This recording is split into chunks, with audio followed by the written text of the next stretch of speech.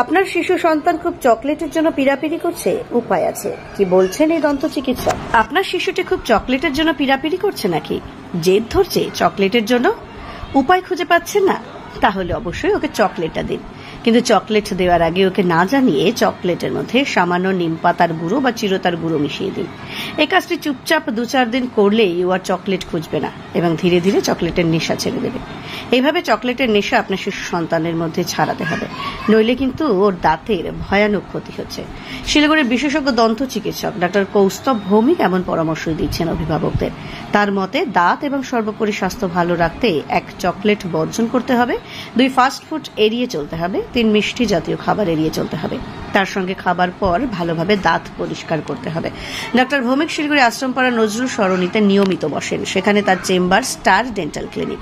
Doctor Bhowmik বলেন, chocolate খাবার পর ঠিকমতো দাঁত পরিষ্কার করে না অনেকেই। চকলেটের আঠালো জাতীয় জিনিস দাঁতের কোনায় কোনায় লেগে থাকে। এরপর সেই সব আঠালো জাতীয় জিনিসের মধ্যে রাতের বেলা ব্যাকটেরিয়া জন্মায়, তার থেকে ধীরে ধীরে ক্যাভিটি হয়, বা যাকে আমরা দাঁতে পোকা লেগেছে বলে জেনে এসেছি। এর জেরে দাঁত ব্যথা হয়। শিশুদের তো দাঁত ব্যথার জেরে রাতের ঘুমই নষ্ট হয়ে যায়। তাই এ বিষয়ে সচেতন হওয়ার প্রয়োজন অভিভাবকদের। দিনে এবং রাতে খাবার পর দাঁত পরিষ্কার করার সঙ্গে মাউথ ওয়াশ দিয়ে দাঁত পরিষ্কার করা জরুরি, এতে দাঁত ভালো থাকবে। এছাড়াও শিশুদের আদর করে চকলেট উপহার না দিয়ে ফল উপহার দেওয়ার পরামর্শ দেন কৌস্তভবাবু। চিকিৎসা পেশা পালন করার সঙ্গে সঙ্গে ডাক্তার কৌস্তভ ভৌমিক সামাজিক দায়বদ্ধতাও পালন করেন। তিনি তার চেম্বারে কোনো হতদরিদ্র রোগী এলে বিনা পয়সায় চিকিৎসা করেন। তার পাশাপাশি বিভিন্ন অনগ্রসর বস্তি, চা বাগানে গিয়ে তিনি বিনামূল্যে দন্ত পরীক্ষা শিবিরও করেন। তার এই মানবিক দায়বদ্ধতার জেরে অনেক গরিব মানুষ উপকৃত হন। 1 জুলাই চিকিৎসক দিবসকে সামনে রেখে ডাক্তার কৌস্তভ ভৌমিককে সম্বর্ধনা প্রদান করা হয়েছে খবরের ঘন্টার তরফে।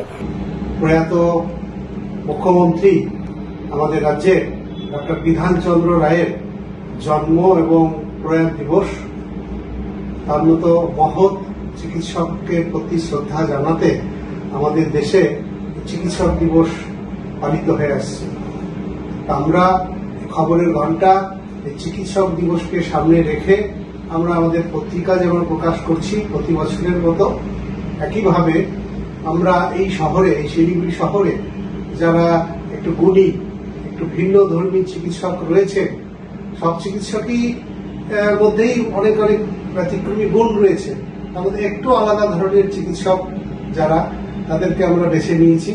তো এরকমই একজন চিকিৎসক এই মুহূর্তে আমাদের সামনে উপস্থিত, ডাক্তার কৌস্তভ ভৌমিক, যিনি এখানে যে আমাদের আশ্রমপাড়া নজরুল সরণি, সেই নজরুল সরণিতে স্টার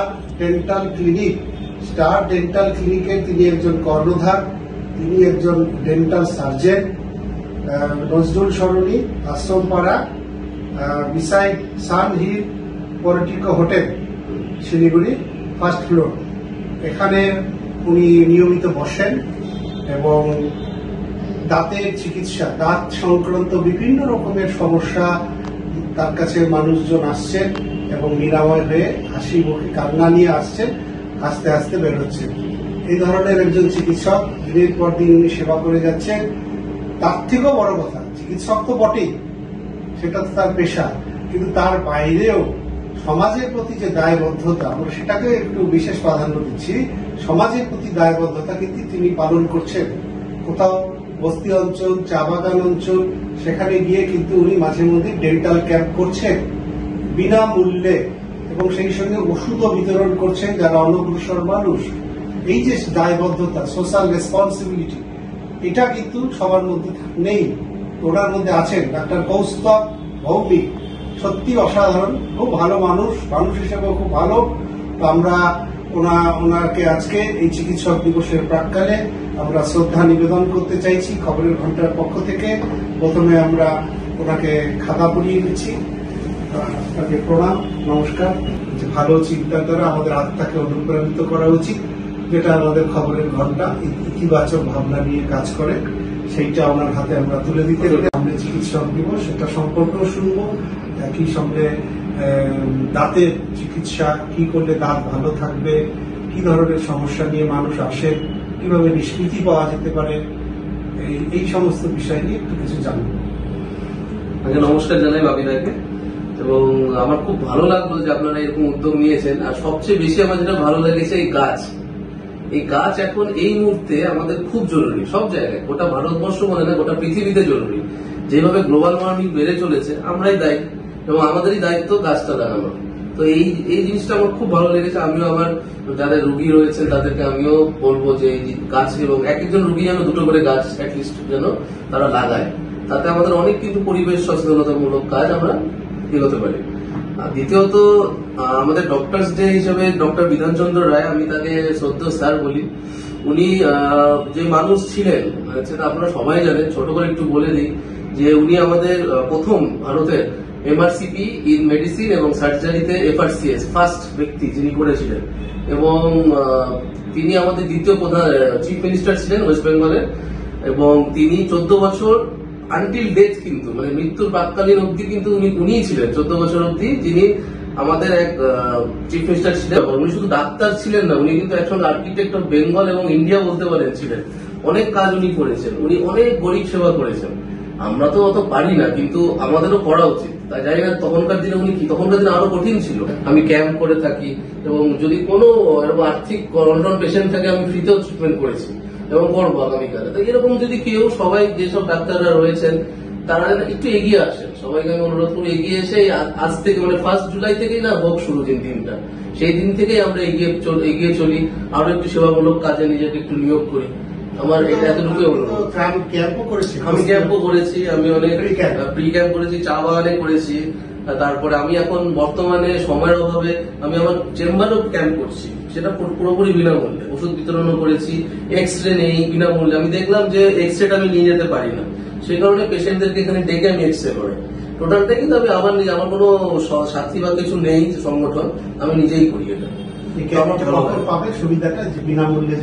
এই সুবিধা করতে গেলে আমার ক্লিনিকে যোগাযোগ করতে হবে, যোগাযোগ করলে আমি সেই হিসাবে ক্যাম্প ম্যানেজ করে আমি সেই সুবিধা দিয়ে থাকি যারা দরিদ্র দুস্থ যারা রয়েছে তাদেরকে। দর্শক শুনছে ডাক্তারবাবু কি সুন্দর বললেন যে যারা একটু আর্থিক দিক থেকে অনগ্রসর তাদের জন্য উনি ঠিক সময় সুযোগ মতো মাছের মধ্যেই শিবির করেন বিনামূল্যে। দাঁতের যারা দাঁত সংক্রান্ত সমস্যায় ভুগছে তারা কিন্তু ডাক্তারবাবুর কাছে আসতে পারে, যারা এবং আর্থিক দিক থেকে অনগ্রসর তাদের কিন্তু উনি যোগাযোগ করবেন দিয়ে থাকেন, এবং খুবই নিডি হলে দাঁতের সমস্যা ভুগছেন উনি বিনামূল্যে চিকিৎসা করেন। সত্যি কিন্তু এই ধরনের চিকিৎসক আমাদের দরকার। এই যে সমাজের প্রতি দায়বদ্ধতা, পেশা ডাক্তার চিকিৎসক সেটা তো তার পেশা ঠিক আছে, তার বাইরেও তো একটা জগৎ আছে, মানবিক একটা বোধ রয়েছে। এই ধরনের ডাক্তারবাবুরা আছে জন্যই কিন্তু আমাদের চলছে এখন অনেক কিছু। এখন উপায় কি? মা বাবার কাছে তো চকলেট চায় বাচ্চারা, আবার আমরা ওকে আদর করতে গিয়ে একটা করে চকলেট দিয়ে দিই বাচ্চাদের, তার সাথে ওদের কাছে দারুণ খাবার বাচ্চাদের কাছে। যদি কোনোভাবে এরকম করা যেতে পারে যে যদি কোনো বাচ্চা মনে করুন চকলেটই খেতে চায়, তাছাড়া কিছু খেতে চাইছে না, সে চকলেটে কোনো তিতা জাতীয় জিনিস মিশিয়ে যদি 1-2 বার দেওয়া যায়, লাইক নিমের কিছু জিনিস হলো বা চিরতার কিছু জিনিস দিয়ে দেওয়া যায়, বাচ্চা 2-3 বার খাওয়ার পর আর খাবে, সে অ্যাভয়েড করবে কিন্তু এই খাবারটা। তো এইভাবে অ্যাভয়েডটাকে শিখাতে হবে যাতে অ্যাভয়েড করে। আর দ্বিতীয়ত যদি দেখা করে বাচ্চাকে চকলেট কেন দেবো, চকলেটের বদলে তো একটা ফলও দিতে পারি, একটা যে কোনো ফল দিতে পারি হাতে, সেটা অনেকটাই বেটার আমার কাছে। তো এরকম কিছু অল্টারনেট ফুড দিতে হবে। হ্যাঁ, ফাস্ট ফুডের বদলে আমাদের স্লো ফুড দিতে হবে। স্লো ফুড মানে একটু বাবা মাকে কষ্ট করতে হবে, বাড়িতে বানিয়ে খাবার দিতে হবে, আর কিছু না। বাড়িতে বানানো খাবার ইজ মোর দেন গুড। এবং খাওয়ার পরে চেক করতে হবে দাঁতটা যেন ভালো পরিষ্কার থাকে, ওটা একটু ক্লিন আপ করে নিতে হবে। মাছবে হচ্ছে আপনার যেটা আমাদের টিভিতে দেখায় ওরকমই নিয়ম, আপনার মানে আপ ডাউন করে সার্কুলার মোশন যেটাকে আমরা বলি, গোল গোল ঘুরিয়ে ব্রাশটা গোল গোল ঘুরিয়ে দাঁত মাজতে হবে, সার্কুলার মোশন। এটা করলে দাঁতের কোনো ক্ষয়ও হবে না এবং পরিষ্কার ভালো হয়। এবং অবশ্যই একটা মাউথওয়াশ ইউজ করা উচিত রাত্রিবেলায়, সে জলের সাথে মিশিয়ে করলেও চলবে, কনসেন্ট্রেশনে কোনো অসুবিধা নেই, কিন্তু একটা মাউথওয়াশ জরুরি, যাতে রাত্রিবেলা ব্যাকটেরিয়া ফর্ম না হয় দাঁতে। এগুলো একটু মনে রাখবে। কবার দাঁত পরিষ্কার দিনে 2 বার দাঁত মাজতে হবে, আর মাউথওয়াশ 2 বার করলে ভালো, নাহলে 1 বারও চলতে পারে। যে সমস্যাগুলো কিভাবে মানে এড়ানো যায়, দাঁতকে আমরা প্রথমে গুরুত্ব দিই না, যখন ব্যথা হয় তখন বোঝা যায় দাঁতের মর্ম। অ্যাকচুয়ালি আমাদের এটা জানতে হবে যে কোনো দাঁতের যে সমস্যাটা শুরু হয় সেটা হচ্ছে আমাদের ছোট বয়স থেকে দাঁতে স্টার্ট প্রবলেম, ক্যাভিটি যেটাকে বলি, পোকা লাগা দাঁতে, যেটা বাংলা ভাষায় পোকা বলতে ব্যাকটেরিয়া। ক্যাভিটি 2 হচ্ছে আমাদের ফাস্ট ফুড জাতীয় জিনিস খাওয়া যাবে না। এই দুটো জিনিস। এবং 3 নম্বর বলতে পারি যে কোনো সুগারি কন্টেন্ট, মিষ্টি পড়ছে একটা ক্যাটাগরিতে, সেরকম মিষ্টি জাতীয় জিনিসও অ্যাভয়েড করতে হবে। এই 3টে যদি জিনিস অ্যাভয়েড করা যায়, দাঁত তো বাঁচবেই, আপনার শরীরও বাঁচবে। শরীরের জন্য এই 3টে জিনিস খুব ক্ষতিকর। হ্যাঁ, এইগুলোকে আমাদের অ্যাভয়েড করতে হবে। এবং বাচ্চাদের তো আজকাল চকলেট, হ্যাঁ, আর এই ফাস্ট ফুড তো ওদের নেওয়া শুরু করতে হবে। হ্যাঁ, সেটা মাথায় রাখতে হবে। দাঁত কিন্তু খুবই জরুরি একটা অঙ্গ আমাদের শরীরে। আর কিছু বলবেন? এই বলবো, সবাই সুস্থ থাকুন, ভালো থাকুন, এবং ফাস্টফুড কম খান, ফাস্টফুডটা কম খান, একটু চিনি কম খান, ডায়াবেটিসটা মেনটেন রাখুন, এবং গাছ লাগান। গাছ এখনকার জন্য খুব জরুরি। এখনকার মানে সবসময় ছিল, এখন আমরা একটু সচেতন হচ্ছে। আমি চাইবো সবাইকে সচেতন হতে। গাছ লাগান, প্রাণ বাঁচান। Thank you.